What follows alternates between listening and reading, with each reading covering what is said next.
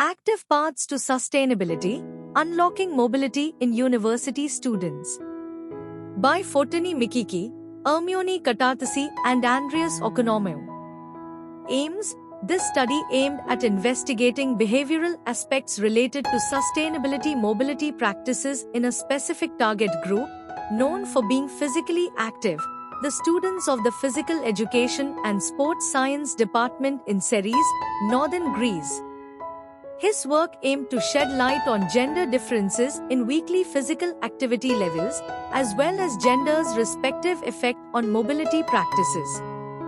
Study design: it was a cross-sectional study, using a tested research instrument, grounded on the theory of planned behavior within a specific population group. Place and duration of study: data were collected during the first semester of the academic year before the outburst of the COVID-19 pandemic and the restrictive measures imposed by governments. University students filled in the questionnaires once during a typical academic week. Methodology: 259 students from first year to nearing graduation from the Department of Physical Education and Sports Science in Ceres, a medium-sized Greek city which is active in mobility issues, filled in a questionnaire based on Adjain's theory of planned behavior and Gordon Shephard Leisure Time Physical Activity Questionnaire for reporting physical activity weekly uptake.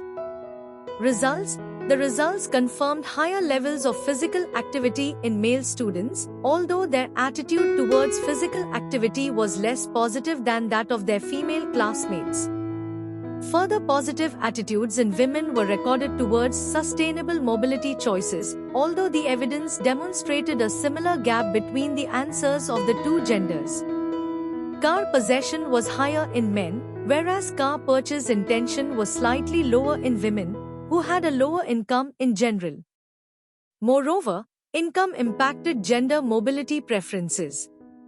Conclusion: University student mobility research calls for behavioral approaches to ground relevant interventions.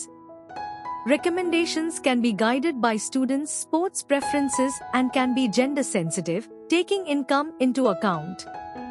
The findings could provide implications for policy and practice, informing strategies for promoting sustainable mobility among students.